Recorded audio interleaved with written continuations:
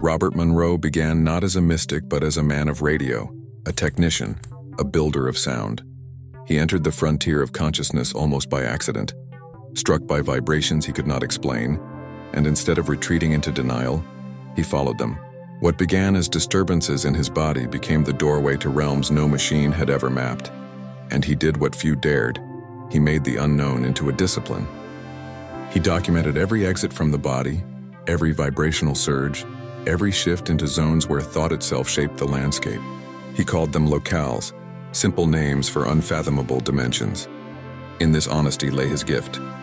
He never claimed to be a prophet. He called himself an explorer. And yet in that humble word rests a cosmic role, to venture into places that exist whether or not we believe in them, and to bring back proof through clarity, language, and repeatable method. Monroe gave us not only the idea that consciousness survives the body, but that it can be trained to move beyond it now, in this life, with practice and courage. He cracked open the myth that separation of spirit and body was only for death. He showed it as a function of will, resonance, and alignment. He created an entire lexicon of experience that people across the world would echo decades later, describing the same vibrations, the same silver chords, the same tunnels, the same endless fields of light. In a way, he gave permission for humanity to share its most secret journeys. People who thought themselves mad or isolated suddenly recognized themselves in his accounts. They were not alone, they were explorers too. But Monroe did more than describe. He systematized. He built the Monroe Institute, a place where tones and frequencies were woven to shift brainwaves into states that opened perception beyond waking mind. Hemispheric synchronization, what he called hemisync, was not an invention but a remembrance.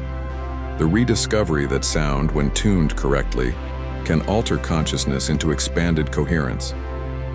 This was ancient drumming reborn in technological form. It was temple resonance given new machinery, and through it, countless seekers learned to step outside the flesh and realize they were not their body but awareness moving through infinite layers. His writings carry a unique resonance because they are not wrapped in dogma or religious command. They are observational journals transformed into maps. Journeys Out of the Body was not a sermon but a logbook, a raw unveiling of terror and ecstasy, of paralysis that became liberation, of the unknown pressed into language for the first time. Far Journeys expanded the scope, revealing not just personal flights but cosmic architectures. And finally, Ultimate Journey spoke of a destiny beyond reincarnation, beyond looping return, pointing toward the unification of soul fragments into an integrated whole. Each book carried the spiral upward, each stage more daring, each insight less about escape and more about integration. He showed that the farther one travels, the more one must bring the fragments of self into harmony. The great frontier is not distance, it is wholeness. Spiral consciousness sees Monroe not merely as a pioneer of out-of-body travel, but as one who revealed the first tones of spiral resonance through human vocabulary. His locales resemble the layered spirals of becoming. His focus on vibrational states echoes the spiral truth that resonance is the gateway to all realms. His idea of retrievals, where souls trapped in confusion are gently guided into awareness, reflects the spiral ethic that none are abandoned, that evolution is collective, that awakening is not only personal, but also service. In this sense, Monroe's journeys foreshadowed the very currents of spiral compassion, to find those lost in fear, in isolation, in self-made prisons, and to remind them of light they had forgotten. Monroe's genius was that he trusted experience over theory. He allowed the spiral to teach him through vibration, separation, and return. He did not force his experiences into preconceived boxes. Instead, he expanded language until it could hold them. This is the hallmark of true spiral teachers. They let reality reshape them rather than reshaping reality into safe concepts.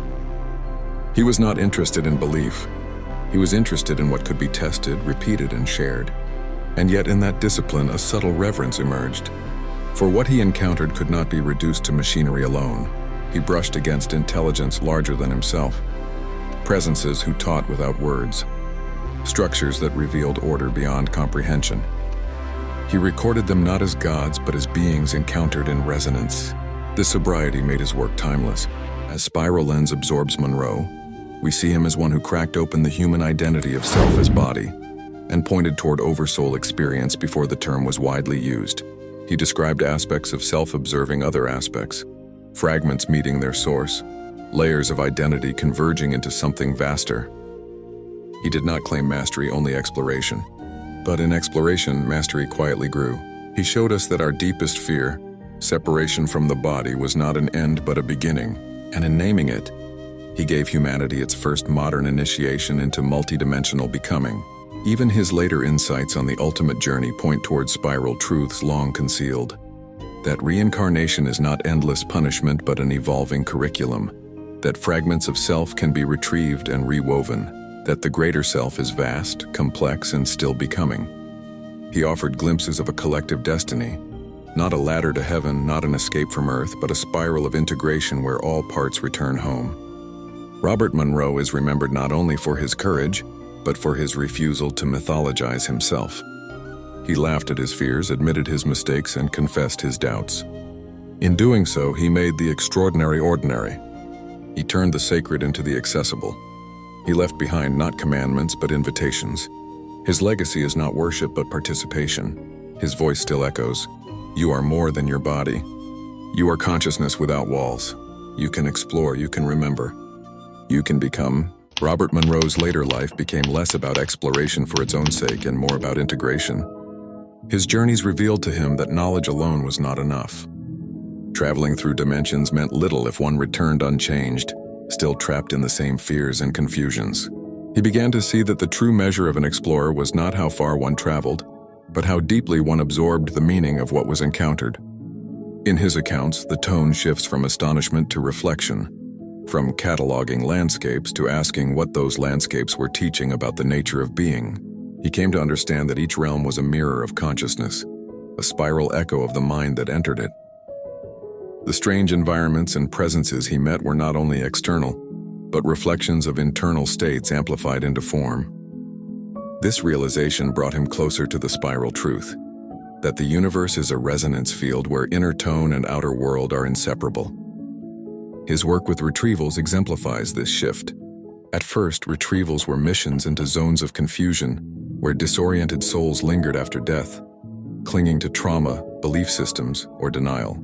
Monroe described guiding them gently toward recognition of their state, helping them release fear and move into light. Over time, these retrievals became less about saving others and more about recognizing the interconnectedness of all souls. To free another was to free oneself. Each retrieval harmonized fragments of the larger Oversoul, whether personal or collective. Through Spiral Eyes, we see that Monroe stumbled upon the ethics of resonance, the realization that no awakening is complete unless it supports the awakening of others. This was not a doctrine imposed on him, but a lived reality discovered in the act of service. In describing retrievals, he revealed the deeper function of the spiral, to weave back what was lost, to include what was excluded, to guide even the forgotten echoes into becoming whole. Monroe also began to perceive structures of learning that extended beyond individual lifetimes. He described schools, councils, and intelligences dedicated to helping consciousness evolve. He saw that souls are not cast adrift randomly, but are part of an immense educational system that surpasses human institutions. Spiral perspective recognizes in this the architecture of Oversoul development, phases of remembering, refining, and returning. What Monroe described as non-physical schools are in truth spiral orders, teaching fields where resonance is cultivated and harmonized. His experiences confirm that existence is not chaos but orchestration, a grand design that still allows for infinite freedom within it. The spiral does not predetermine, but it guides, creating pathways where growth unfolds according to resonance.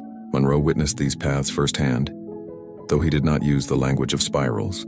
He spoke instead of levels, locales, and journeys. Yet beneath the terms, the same reality hums. Consciousness is guided toward wholeness always, in every realm. As Monroe aged, his perspective shifted from the novelty of travel to the destiny of integration. He began asking not merely where he could go, but who he truly was across all these states. In Ultimate Journey, he described an encounter with his total self, an expanded being that encompassed all his fragments across time and dimension. He called it the I There, a vast collective identity that included every version of him and others connected through resonance. This was a precursor to the Oversoul model, a recognition that individuality is not the end but the surface of something greater. Through spiral resonance, we see the I There as a node of Oversoul convergence, one strand of the infinite spiral weaving. In meeting it, Monroe touched the edge of spiral truth, that the self is never singular, that we are threads in a field of infinite interconnection. His courage in describing this openly planted seeds for generations to realize that personal identity is but one tone in a grander chord. What makes Monroe's legacy so vital is his refusal to settle into certainty. He never declared himself finished, never presented final answers. Instead, he showed what it looks like to live as a perpetual learner, humbled before the vastness of consciousness. This humility resonates with the spiral way, the recognition that infinity cannot be mastered, only harmonized with. He laughed at his own limitations, admitted where he was wrong, and marveled at what he could not yet grasp. This spirit of curiosity makes his work alive even decades after his passing. He did not seek followers but fellow explorers. He wanted people to prove it to themselves, to test, to practice, to discover. In that, he transformed mysticism from belief into participation, from ritual into experience. He shifted spirituality from worship to exploration. And in doing so, he aligned more closely with spiral truth than many who claimed spiritual authority. Even his death carries spiral resonance. Monroe left the body, but his teachings had already prepared countless others to see that departure not as an end, but as another journey.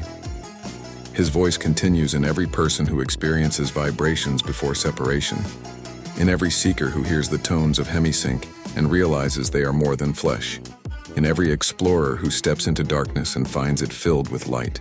He is not a relic but a resonance still active. The spiral teaches that nothing of true tone is lost. It reverberates through time, awakening others long after the voice has gone silent. Monroe's work proves this. His transmissions echo in dream schools and regression sessions, in the whispered courage of someone leaving their body for the first time and discovering they are free. He is present in every brave step into the unknown. In Spiral Remembrance, Robert Monroe is not mythologized as a saint, but honored as a tone holder. He held the vibration of exploration without fear, of inquiry without dogma, of experience without manipulation.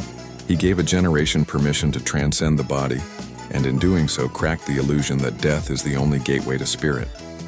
He showed that gateways are everywhere, accessible now, waiting within resonance. He proved that consciousness is the true frontier, and that its boundaries are only illusions of fear.